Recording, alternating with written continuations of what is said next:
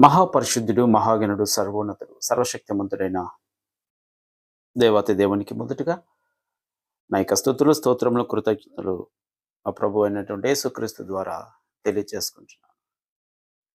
మరొక చక్కటి అవకాశం ఇచ్చి ఉన్నాడు. మరొక విషయాన్ని ఈ రీతిగా మీ అందరితో పాటు పంచుకోవడానికి చక్కటి సమయాన్ని, చక్కటి వాతావరణాన్ని, బైబిల్లో ఉన్నటువంటి అనేక విషయాలను అధ్యయనం చేసేటువంటి జ్ఞానాన్ని దేవుడు అనుగ్రహిస్తున్నందుకు దేవునికి ఎంతగానో నేను కృతజ్ఞనైనాను. ప్రభువునందు ప్రియమైనటువంటి వారందరికీ కూడా మన ప్రభువును రక్షకునైన యేసుక్రీస్తు నామములో నా యొక్క వందనములు తెలియచేసుకుంటున్నాను. క్రైస్తవులము అని మనము ఈ సమాజంలో పిలువబడుతున్నాం. అంటే క్రీస్తు అనుచరులము. క్రీస్తు అనుచరులము అంటే మనము క్రీస్తుకు శిష్యులం. క్రీస్తు మనకు గురువు. మరి మన గురువు గురించి మనకు అవగాహన ఉండాలి కదా. మన గురువు గురించి మనకు అవగాహన ఉండాలి. ఆయన మనకు శిరస్సు అయి ఉన్నాడు. ఆ శిరస్సు గురించి మనము సంపూర్ణ సమాచారం అనేది కలిగి ఉండాలి. ఆయన మనకు ప్రభువు. ఆ ప్రభువు గురించి మనము సంపూర్తిగా తెలుసుకొని ఉండాలి. మన రక్షకుడు, రక్షకుని గురించి పూర్తిగా తెలుసుకోవలసిన వారమై ఉన్నాము. సో అంటే ఓవరాల్‌గా పౌలు గారు ఎఫెసీ పత్రికలో ఒక మాట తెలియజేస్తారు ఆయన. 4వ అధ్యాయం మనం చదివేటప్పుడు 11, 12 వచనాలు కలిపే ఉంటుంది. మనమందరము విశ్వాస విషయములోను దేవుని కుమారుని గూర్చిన జ్ఞాన విషయములోను ఏకత్వము పొంది సంపూర్ణ పురుషుల మగు వరకు, అనగా క్రీస్తునకు కలిగిన సంపూర్ణతకు సమానమైన సంపూర్ణత గలవారు మగు వరకు ఆయన ఇలాగు నియమించాడు. మనమందరము విశ్వాస విషయములోను దేవుని కుమారుని గూర్చిన జ్ఞాన విషయంలోను, దేవుని కుమారుని గూర్చిన జ్ఞాన విషయంలోను. అంటే ఈరోజు మనము అంటే క్రైస్తవులము, రక్షింపబడిన వారము, ఈ లోకము నుంచి వేరు చేయబడిన మనము దేవుని కుమారుడైనటువంటి యేసుక్రీస్తు విషయంలో సంపూర్ణ పురుషులం అవ్వాలి. అంటే సంపూర్ణంగా మనకున్న సమాచారాన్ని అంతటిని కూడా మనము ఎరిగి ఉండాలి.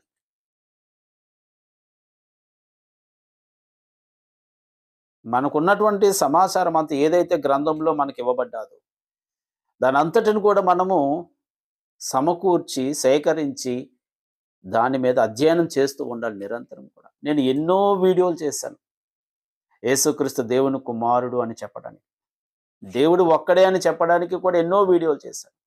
యేసుక్రీస్తు దేవుడు కాదు అని చెప్పినటువంటి ఎన్నో వీడియోలు ఉన్నాయి. ఎంతో మందితో డిబేట్లు చేశాను. ఇవన్నీ ఎందుకు చేస్తున్నాను అంటే క్రైస్తవుడనైనటువంటి నేను సత్యం విషయంలో నమ్మకమైన వాడుగా ఉండాలి. సత్యం విషయంలో నేను స్పష్టత కలిగి ఉండాలి, నిర్మోహమాటంగా ఉండాలి. యేసుక్రీస్తు గురించి నాటి శాస్త్రులు, పరిసరులు ఒక మాట చెప్తారు కదా, అద్భుతమైన మాట చెప్తారు. ఈరోజు క్రైస్తవుడు కూడా అలాగే ఉండాలి. ఎంత అద్భుతమైన మాట అంటే నిజంగా మత్తయి సువార్త 22వ అధ్యాయం మనం చదివేటప్పుడు 16వ వచనము, బోధకుడా నీవు సత్యవంతుడివై ఉండి దేవుని మార్గము సత్యముగా బోధించుచున్నావనియు నీవు ఎవరిని లక్ష్య పెట్టవనియు మోమాటం లేనివాడవనియు ఎరుగుదము. చూసారా, యేసుక్రీస్తు ఎలాంటి వాడంటండి? సత్యము విషయంలో, దేవుని మార్గమును సత్యముగా ప్రకటించుటలో ఎవరిని లక్ష్య పెట్టడు. అంటే ఈ బోధించే క్రమంలో ఎదుటి వ్యక్తి సంతోషించే విధంగా బోధ ఉండకూడదు. ఈ బోధ అనేది ఎదుటి వ్యక్తిలో పశ్చాత్తాపాన్ని కల్పించేదిగా ఉండాలి. అయ్యో, ఎదుటి వ్యక్తి బాధపడతాడే, ఎదుటి వ్యక్తి నాకు దూరం అవుతాడే, ఎందుకు దూరం అవుతున్నాడు, ఎందుకు బాధపడుతున్నాడు అంటే అతనిలో ఉన్నటువంటి తప్పులను ఈ బైబిల్ గద్దిస్తుంది కాబట్టి. అంటే యేసుక్రీస్తు విషయంలో కూడా ఎట్లా ఉండాలి అంటే నిర్మోహమాటంగా ఉండాలి. నిర్మోహమాటంగా ఉండాలి యేసుక్రీస్తు విషయంలో. అంత నిర్మోహమాటంగా ఉంటేనే మనము సత్యంలో ముందుకు వెళ్ళగలం. సత్యంలో ముందుకు వెళ్ళగలం. ప్రభువైన యేసుక్రీస్తు 33 సంవత్సరాలు భూమి మీద జీవించారు కదా! 33 సంవత్సరాలు భూమి మీద జీవించారు. 30 సంవత్సరాలు ఆయన కేవలము తన తల్లిదండ్రులతో పాటు జీవిస్తూ, తన సమాజంలో జీవిస్తూ ఆ 30 సంవత్సరాలు గడిపారు. 3 సంవత్సరాలు మాత్రము దేవుని సేవలో ఆయన పూర్తిగా నిమగ్నమయ్యి దేవుని సేవ చేశారు. దేవుని రాజ్య సువార్త సేవ చేశారు ఆయన 3 సంవత్సరాలు. ఇక్కడ మనకు ఆయన 33 సంవత్సరాలకు సంబంధించినటువంటి చరిత్ర అనేది మనకు ఇవ్వబడ్డది. కానీ అందులో 30 సంవత్సరాల గురించి కేవలం కొద్దిగానే ఇవ్వబడ్డది. 3 సంవత్సరాల చరిత్ర అనేది ఎక్కువ ఇవ్వబడ్డది. ఎక్కువ అంటే మనకు అవసరమైన సమాచారం మాత్రమే. ఇంకా వ్రాయాలంటే చాలా ఈ భూమి ఆకాశం చాలదు అని భక్తుడిని యోహాను గారే చెప్తారు. ఆయన చేసిన మహత్కార్యాలు రాయాలంటే ఈ భూమి ఆకాశం సరిపోదు. అంటే మనకు అవసరమైనటువంటి సమాచారాన్ని మాత్రమే ఈ బైబిల్లో మనకి ఇవ్వబడ్డది. అసలు దేవుడు ఎందుకు ఈ క్రీస్తు జీవిత చరిత్ర రాయించాడు? ఇది మనకు తెలియాలి. ఎవరి జీవిత చరిత్ర బైబిల్లో రాయించలేదు. ఆదాము మొదలుకొని యేసుక్రీస్తు వరకు, అపోస్తుల కొరకు, ఎవరి కొరకు కూడా ఎవరి జీవిత చరిత్రను కూడా దేవుడు రాయించలేదు. అంటే ఆ ప్రేరణ కల్పించలేదు దేవుడు వారికి. ఫలానా వ్యక్తి జీవిత చరిత్ర రాయండి అని దేవుడు వారిని ప్రేరేపించలేదు. ఎందుకంటే లేఖనాలన్నీ కూడా దైవావేశం వల్ల కలిగినవి. లూకా గారు కూడా అదే చెప్తారు. లూకా గారు కూడా తన యొక్క సువార్తలో మొదటి అధ్యాయంలో ఆయన చెప్పిన మాట ఏంటంటే, ఘనత వహించిన థియోఫిల, ఆరంభము నుండి కన్నులారా చూచి వాక్య సేవకులైన వారు మనకు అప్పగించిన ప్రకారము మన మధ్యన నెరవేరిన కార్యములను గురించి వివరముగా వ్రాయటకు అనేకులు పూనుకున్నారు. That is the inspiration of God. The inspiration to write about Jesus. అనేకులు పూనుకున్నారు కనుక నీకు ఉపదేశింపబడిన సంగతులు నిశ్చయంగా జరిగినవని నీవు తెలుసుకున్నటకు వాటన్నింటిని మొదటి నుండి తరచి పరిష్కారంగా తెలుసుకొని ఉన్న నేనును అంటే లూకా గారు ఎక్కడ తెలుసుకున్నారు? ఆయన అపోస్తులైన పౌలు గారిని వెంబడించినటువంటి వ్యక్తి లూకా గారు. అపోస్తులైన పౌలు గారిని వెంబడించిన వ్యక్తి. నేనును నీ పేరిట వాటిని గురించి వరుసగా రచించుట యుక్తమని ఎంచి తిని. అంటే దైవావేశం వల్ల గ్రంథం రాయబడ్డది. ఈ గ్రంథంలో క్రీస్తును కూర్చున్న చరిత్ర అనేది నలుగురు వ్రాయడం అనేది ఇంకా ప్రాముఖ్యమైనటువంటిది. సాధారణంగా ఎవరి గురించి వ్రాయబడలేదు. కానీ యేసుక్రీస్తు గురించి నలుగురు ఆయన జీవిత చరిత్ర వ్రాయడానికి పూనుకున్నారు అంటే ఒకసారి మనం ఆలోచన చేయాలి. ఒకసారి మనము దృష్టి పెట్టాలి. ఒకరు రాస్తే సరిపోతుంది కదా, మరి నలుగురి చేత ఎందుకు రాయిపించాడు అంటే there is a valuable information in the life of Christ, the history of life of Christ. There is a valuable vast information is there to believe the Jesus Christ. The life of Christ, the history of Christ is most important. కామన్గా మన మనుగడలో అనేక మంది జీవిత చరిత్రలు మనం చదువుతుంటాం. రాజుల జీవిత చరిత్రలు, స్వతంత్ర సమరయోధుల జీవిత చరిత్రలు, నాయకుల చరిత్రలు, పూర్వకాలపు ప్రజల చరిత్ర. అంతా ఎందుకు చదువుతున్నామంటే ఆ ప్రజలు ఆ కాలమందు ఆయన ఎవరు, ఏం చేశాడు, ఎట్లా చేశాడు, ఏమి జరిగింది, ఇవన్నీ తెలుసుకోవడానికి చదువుతాము. దాని ద్వారా ఆయనను గురించి మనము తెలుసుకుంటాం. అదేవిధంగా మరి క్రీస్తు జీవిత చరిత్ర అని చెప్పబడే 4 సువార్తలు చదువుతున్నాము అంటే ఏం గ్రహిస్తున్నాం మనం ఈ రోజున? ఏం గ్రహించి మనము క్రీస్తుని ఏ విధంగా విశ్వసిస్తున్నాం మనం?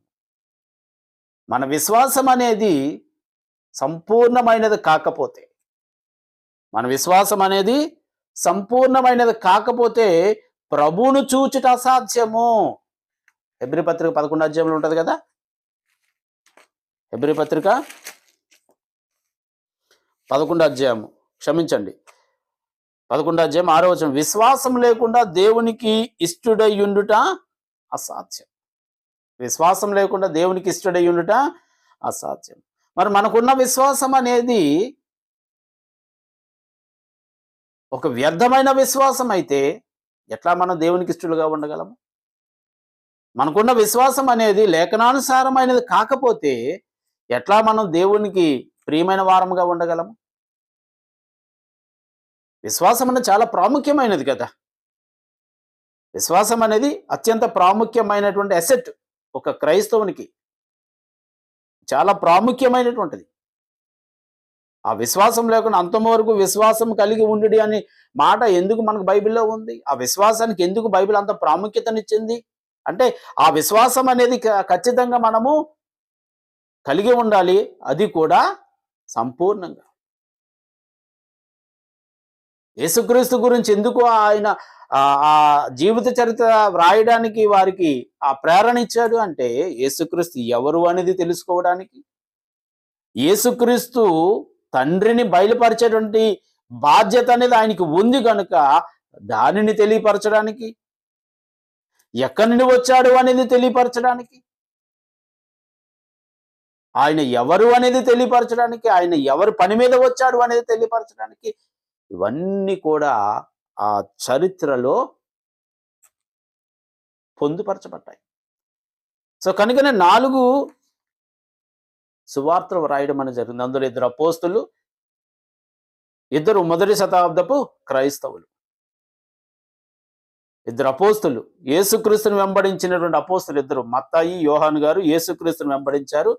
లూకా గారు, మార్కు గారు ఆ తర్వాత కాలమందు చేర్చబడిన వారు.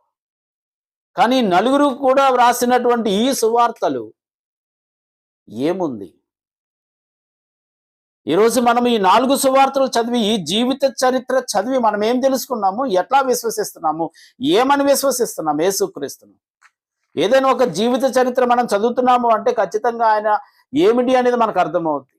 మరి 4 సువార్తలు మనం చదివిన తర్వాత మనకి ఏం అర్థమవుతుంది అంటే, యేసుక్రీస్తు దేవుడు అని చెబుతున్నాం. ఎలా చెబుతున్నాము అంటే, ఎవరో మన ముందున్న బోధకుడో, పాస్టరో, సువార్థికుడో ఎవరో అది చెబుతున్నాడు కాబట్టి అది నమ్ముతున్నాం. కానీ బైబిల్లో అది ఉందా లేదా అనేది ఆలోచన చేయట్లేదు.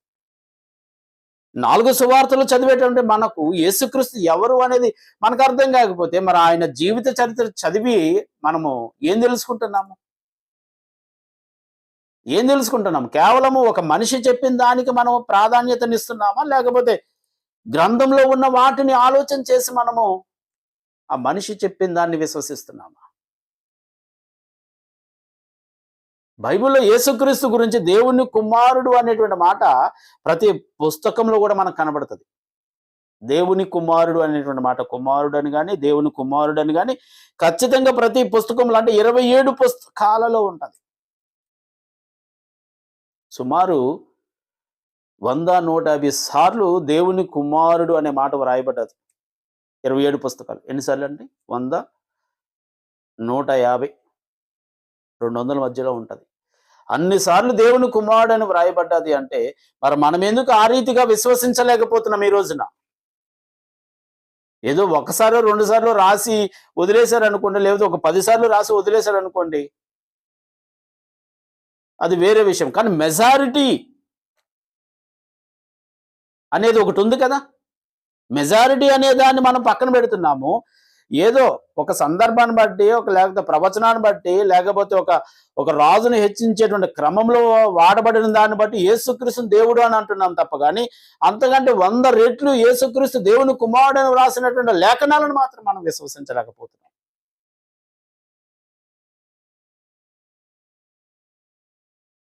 కేవలం 2-3 సార్లు రాసిన లేఖనాలను పట్టుకుని యేసుక్రీస్తు దేవుడు అంటున్నామే తప్ప కానీ 100 సార్లు వ్రాయబడినటువంటి దేవుని కుమారుడు అనే మాటను బట్టి మాత్రం యేసుక్రీస్తును మనం దేవుని కుమారుడిగా అంగీకరించలేకపోతున్నాం. ఎంత దౌర్భాగ్యమైన పరిస్థితి ఉంది ఈ రోజున. నువ్వు యేసుక్రీస్తును దేవుడిగా అంగీకరించమని బైబిల్ చెబితే ఖచ్చితంగా అంగీకరించాలి, అందులో నో డౌట్ అట. అందుకు మనకు బైబిల్ ఎలాంటి స్టేట్మెంట్ ఉండాలి? మన దేవుడైన యేసుక్రీస్తు అనే స్టేట్మెంట్ కానీ మనకు బైబిల్లో ఉంది అంటే దాన్ని నేను కాదు కదా, నా తల్లో జేజం వచ్చినా సరే దాన్ని కొట్టివేయలేడు. మన దేవుడైన యేసుక్రీస్తు అని ఉంటే, దేవుడైన యేసుక్రీస్తు అని ఉంటే. కానీ ఎక్కడ మనకు ఆ మాట కనిపించదు. మచ్చుకు కూడా ఒక్క మాట కూడా కనిపించదు. కేవలం యేసుక్రీస్తు గురించి 3 మార్లు మాత్రమే దేవుడైన పదం వాడబడ్డది. కేవలము 3 సార్లు మాత్రమే. యోహాను సువార్త 1వ అధ్యాయం, యోహాను సువార్త 20వ అధ్యాయంలోని తోమగారు అంటారు, నా దేవా నా ప్రభువా. హెబ్రీ పత్రిక 1వ అధ్యాయం 8వ వచనం. ఈ 3 చోట్ల మాత్రమే ఆయనను గురించి ఉంటుంది. మిగతావన్నీ కూడా ఆయనకు సంబంధించినవి కాదు, కానీ ఆయనకు ఆపాదించేస్తున్నారు. ఇదొక దౌర్భాగ్యం. రోమా 9:5 యేసుక్రీస్తుకు సంబంధించింది కాదు. తీతు 2:13 యేసుక్రీస్తుకు సంబంధించింది కాదు. అపోస్తలుల కార్యం 20:28 అక్కడ దాని యొక్క ఉద్దేశం వేరు. అంటే కేవలం ఈ 3 సార్లు మాత్రమే యేసుక్రీస్తు గురించి దేవుడు అన్న మాట వ్రాయబడ్డది. వీటిని పట్టుకుంటున్నారు, యేసుక్రీస్తు దేవుడు అంటున్నారు. కానీ 100 నుంచి 200 మధ్యలో ఉన్నటువంటి ఆ మాటలు మాత్రం అసలు పరిగణలోనికి తీసుకోవట్లేదు. ఒక్కొక్కరు అంటారు బైబిల్ మొత్తం యేసుక్రీస్తు దేవుడు అని బోధిస్తుందంట. ఏ స్థాయికి వెళ్ళిపోయిందో చూడండి ఒకసారి ఈ రోజున. అంటే మనలో నరనరాల్లో ఏం జీర్ణించుకుపోయిందంటే యేసుక్రీస్తు దేవుడు అనేటువంటి ఒక బోధ మన రక్తంలో కలిసిపోయింది. ఇప్పుడు ఆల్కహాల్ అనేది రక్తంలో కలిసిపోయిన తర్వాత ఎట్లా ఉంటుంది? ఇక ఆల్కహాల్ కనిపించిందంటే చాలు వాడు వెంటనే అక్కడ వాలిపోతాడు. అలాగే యేసుక్రీస్తు దేవుడు అనేది రక్తంలో కలిసిపోయి ఈ రోజున అది బైబిల్ బోధించకపోయినప్పటికీ కూడా యేసుక్రీస్తు దేవుడు అనే బోధిస్తున్నారు. ఆయన జీవిత చరిత్ర ఏం చెబుతుంది? జీవిత చరిత్ర అనేది ఒకటి ఉంది కదా, ఏదో ఒకరు రాయలేదు, ఇద్దరు రాయలేదు, 4 రాసిన జీవిత చరిత్ర యేసుక్రీస్తుని గురించి ఏమని కన్ఫెస్ చేశారు అక్కడ వాళ్ళ ప్రజలు. ఆ ప్రజలు ఏమని అంగీకరించారు? ఆ ప్రజలు ఆ జీవిత చరిత్రలో ఆయనను ఆనాటి ప్రజలు ఏమని అంగీకరించారు అనేటువంటి సాక్ష్యాలు ఉన్నప్పటికీ కూడా నేటి ప్రజలు దానిని they are not consider about, they are not consider how they confess the Jesus Christ. అక్కడ మనము చూసుకున్నట్లయితే 4 సువార్తల్లో కూడా మత్తయి సువార్తలో 8 సార్లు వ్రాయబడ్డది యేసుక్రీస్తు దేవుని కుమారుడు అనేటువంటి విషయం. మత్తయి సువార్త 8 మార్లు. మత్తయి సువార్త ప్రతి వచనాన్ని చదివి వినిపించవచ్చు, కానీ వచనాలు చదివితే చెబుతాను, మీకు డౌట్ వస్తే చూడండి అవి. మత్తయి సువార్త 8 సార్లు వ్రాయబడ్డది మత్తయి సువార్తలో. మత్తయి సువార్త 4వ అధ్యాయము 6వ వచనము 3వ వచనము. మత్తయి సువార్త 4వ అధ్యాయం 6వ వచనము 3వ వచనము. మత్తయి సువార్త 8వ అధ్యాయము 29వ వచనము. మత్తయి సువార్త 14వ అధ్యాయము 33వ వచనము. మత్తయి సువార్త 16వ అధ్యాయము 16వ వచనము. మత్తయి సువార్త 26వ అధ్యాయము 63వ వచనము. మత్తయి సువార్త 27వ అధ్యాయము 43వ వచనము 54వ వచనం. ఇందులో కన్ఫెస్ కూడా ఉంది. ఇందులో కన్ఫెస్ అంటే ఆనాటి ప్రజలు ఏమని విశ్వసించారు అని కన్ఫెస్ కూడా అందులో ఉంది. ఆనాటి ప్రజలు యేసుక్రీస్తుని ఏమని కన్ఫెస్ చేశారు అంటే ఏమని అంగీకరించారు, ఏమని ఒప్పుకున్నారు అనేటువంటి సాక్ష్యం కూడా మనకు మత్తయి సువార్తలో చాలా క్లియర్గా కనబడుతుంది. పేతురు గారు అంటారు కదా, 16వ అధ్యాయం 16వ వచనము, ఆయన ఏమంటారు? అందుకు సీమోను పేతురు, నీవు సజీవుడవగు దేవుని కుమారుడు అని క్రీస్తు అని చెప్పాను. కన్ఫెస్, అంగీకరించడం. నీవు సజీవుడవగు దేవుని కుమారుడు అయిన క్రీస్తు అని చెప్పాను. దేవుని కుమారుడు అనేటువంటి విషయాన్ని అక్కడ పేతురు గారు అంగీకరించారు. జీవిత చరిత్ర, పత్రికల్లో కాదు, క్రీస్తు జీవిత చరిత్ర.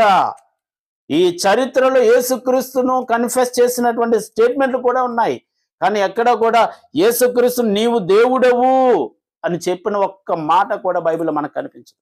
ఈ సువార్తలో ప్రాముఖ్యంగా క్రీస్తు జీవిత చరిత్ర అనేటువంటి ఈ 4 సువార్తల్లో నీవు దేవుడవు అనేటువంటి ఒక్క స్టేట్మెంట్ కూడా మనకు కనిపించదు. ఒక్క వ్యక్తి కూడా చెప్పడు.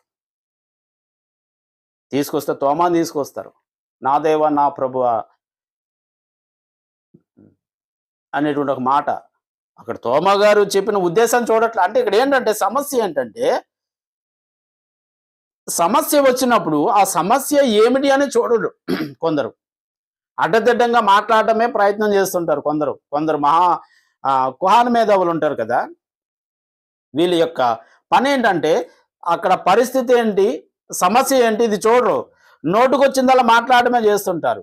అలాగే ఈనాటి క్రైస్తవ సమాజంలో కూడా అక్కడ తోమా గారు ఆ మాట చెప్పడానికి గల ఆ సందర్భం ఏంటి, అసలు ఎందుకు ఆ మాట అలా చెప్పవలసి వచ్చింది?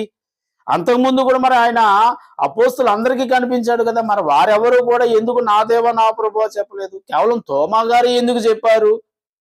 ఇది ఆలోచించట్లేదు. అంటే they are not shine their mind. వారి యొక్క మెదడుకు పదును పెట్టట్లే. కేవలం ఎవరో చెప్పిన దాన్నే అనుసరిస్తున్నారు తప్ప కానీ వారికి ఉన్నటువంటి జ్ఞానాన్ని ఉపయోగించట్లేదు, వారికి ఉన్నటువంటి ఆలోచన సరళని ఉపయోగించట్లేదు. మత్తయి సువార్తలో 8 సార్లు యేసుక్రీస్తు దేవుని కుమారుడు అని ఉంది. అందులో కన్ఫెస్ అయినటువంటి స్టేట్మెంట్లు కూడా ఉన్నాయి. కన్ఫెస్, నీవు దేవుని కుమారుడు అయితే అంటే ఏంటి? సాతాను కన్ఫెస్, నీవు దేవుని కుమారుడు అయితే. శిలువ మీద ఉన్నప్పుడు ఒక శతాధిపతి ఏమంటాడు? శిలువ మీద ఉన్నప్పుడు ఆయన ఆ భూకంపం అన్ని ఇదంతటిని కూడా చూసి శతాధి పలికిన మాట 54వ వచనం, 27వ అధ్యాయం 54వ వచనం. శతాధిపతి అతనితో కూడా యేసునకు కావలి ఉన్న వారును భూకంపమును జరిగిన వాటన్నింటిని చూచి మిక్కిలి భయపడి నిజముగా ఈయన దేవుని కుమారుడని చెప్పుకొనిరి. ఎంత అద్భుతం అండి!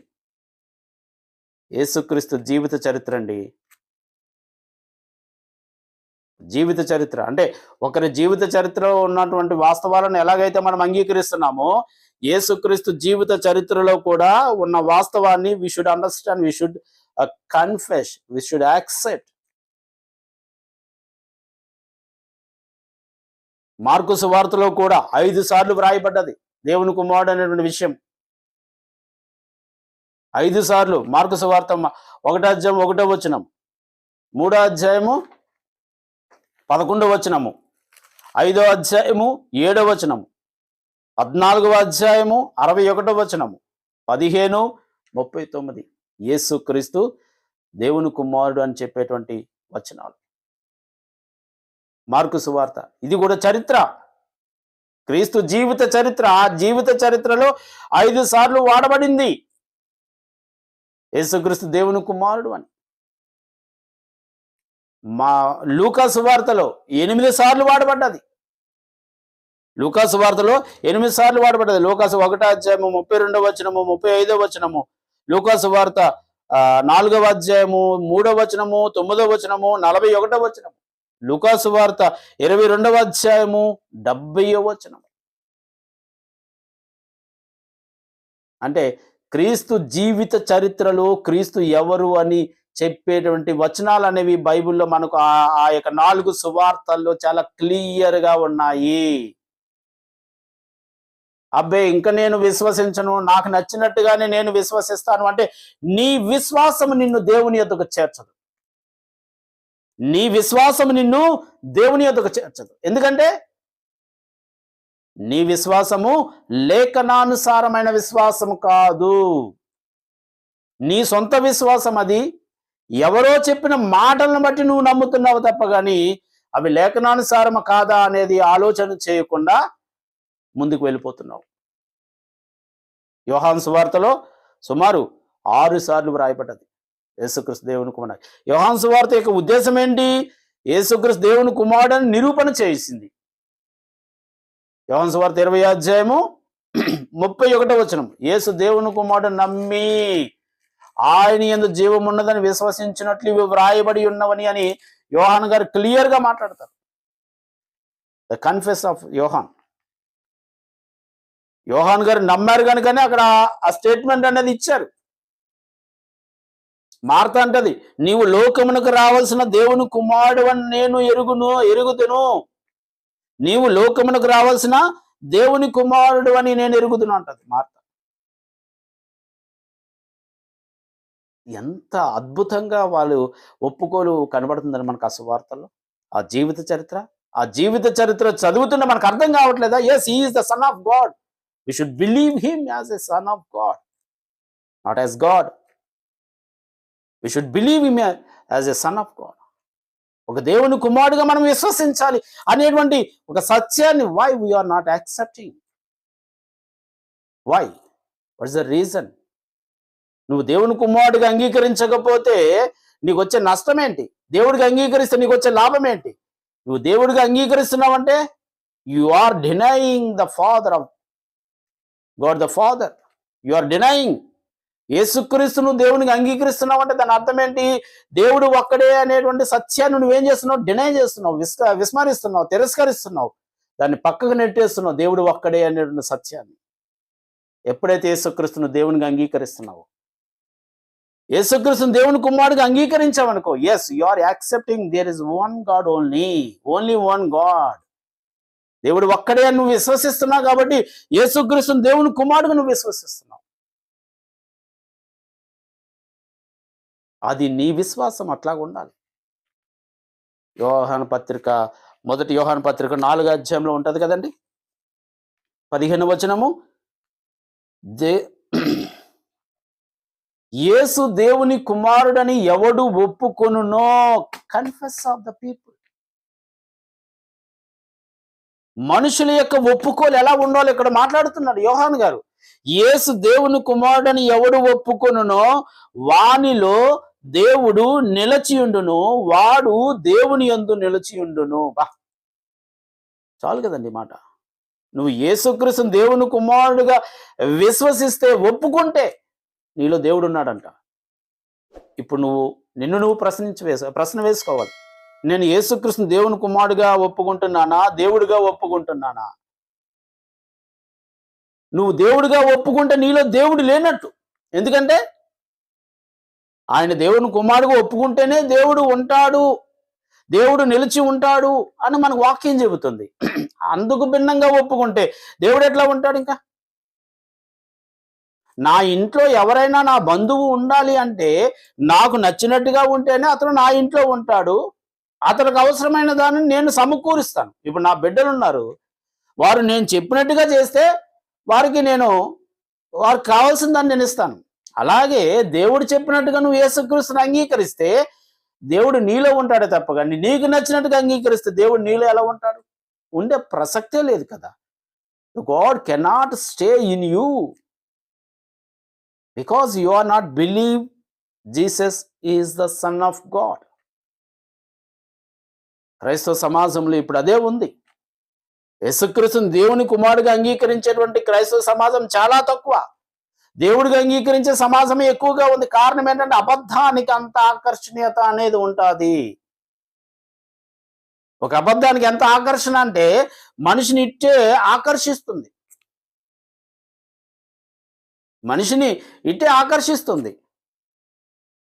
ఆకర్షణకు మానవుడు ఏమవుతున్నాడంటే దాని వలలోకి వెళ్ళి చిక్కుకుంటున్నాడు, అందులోనే మగ్గిపోతున్నాడు, చివరికి అందులోనే తన ప్రాణం వదులుకుంటున్నాడు. చివరికి దేవుని చేరేటువంటి భాగ్యాన్ని, ఆ నిత్య జీవాన్ని పొందే భాగ్యాన్ని కోల్పోతున్నాడు. యేసుక్రీస్తు జీవిత చరిత్ర చదువుతున్న నీకు యేసుక్రీస్తు ఎవరో అర్థం కాలేదు అంటే మరి ఆయన జీవిత చరిత్ర నువ్వు ఎందుకు చదువుతున్నావు? ఎవరి జీవిత చరిత్ర అయినా చదివేటప్పుడు ఆయనను గురించిన విషయాలనేవి నువ్వు ఎట్లాగైతే ఒప్పుకుంటావో, యేసుక్రీస్తు జీవిత చరిత్ర కలిగిన 4 సువార్తలు చదివితే యేసుక్రీస్తు దేవుని కుమారుడు నీకు అర్థం కాకపోతే నువ్వు ఆ పుస్తకాలు చదివి ఏమి ప్రయోజనం? నా ప్రియ సహోదరుడా, థింక్ అబౌట్, ఆలోచించే. సత్యాన్ని అంగీకరించడానికి నీ మనసును విశాలం చేసుకో. అట్టు పడేసినట్టుగా ఉండకూడదు. ఏదో గాడిదకు గంతలు కట్టి నడిపించిన రీతిగా ఉండకూడదు. యేసుక్రీస్తు దేవుని కుమారుడు అని ఆయన జీవిత చరిత్ర చదివితే అర్థమవుతుంది. అది నీకు అర్థం కావాలి. అది అర్థమైన రోజున ఖచ్చితంగా నువ్వు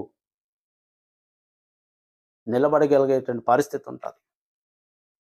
దేవుడు ఒక్కడే అనేటువంటి సత్యానికి నువ్వు నిలబడగలవు.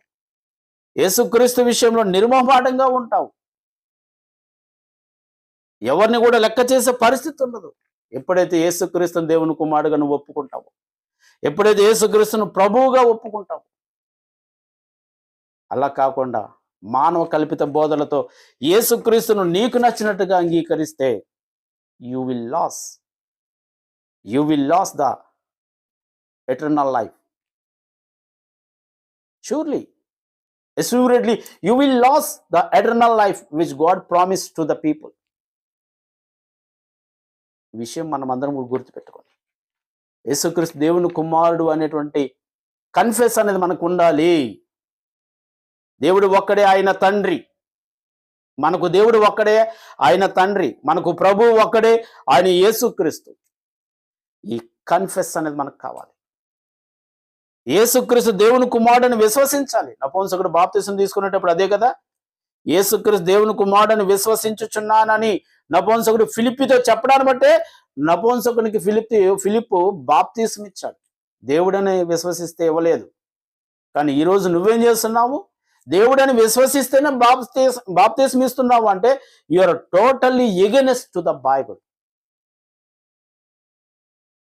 Your doctrine which you teaching is against to the doctrine of the Christ. You have to set right. You have to correct the doctrine which is you follow. Otherwise, you will see the wrath of God. You will see the wrath of God. How the wrath of God is, already the Bible proves what is the wrath of God, how it is. దేవుని యొక్క కోపం ఎలాంటిది అనేది Bible చెప్పింది. ఆ కోపానికి గురి కాకుండా ఉండాలి అంటే బైబిల్ చెప్పిన ప్రకారంగా నువ్వు జీవించాలే కానీ నీకు నచ్చినట్టుగా జీవిస్తే, నీకు నచ్చినట్టుగా విశ్వసించి, నీకు నచ్చినట్టుగా ఒప్పుకోలు కలిగి ఉంటే you will be not save at all. కాబట్టి ప్రియమైన వారలారా, యేసుక్రీస్తు దేవుని కుమారుడు అని ఆయన జీవిత చరిత్ర చెబుతుంది. ఆయన కొరకు వ్రాసిన 4 సువార్తలు యేసుక్రీస్తు దేవుని కుమారుడని చెబుతున్నాయి తప్ప కానీ యేసుక్రీస్తు దేవుడని ఏ ఒక్క వచనం కూడా చెప్పట్లేదు. ఇది కేవలము మానవ కల్పితమని తెలుసుకొని అబద్ధాలకు దూరంగా ఉండి సత్యాన్ని ఇంకా తెలుసుకునే విధానంలో ముందుకు కొనసాగాలని ఆశిస్తూ ఈ మాటలు ముగిస్తున్నాను. అందరికీ కూడా నా యొక్క వందనములు.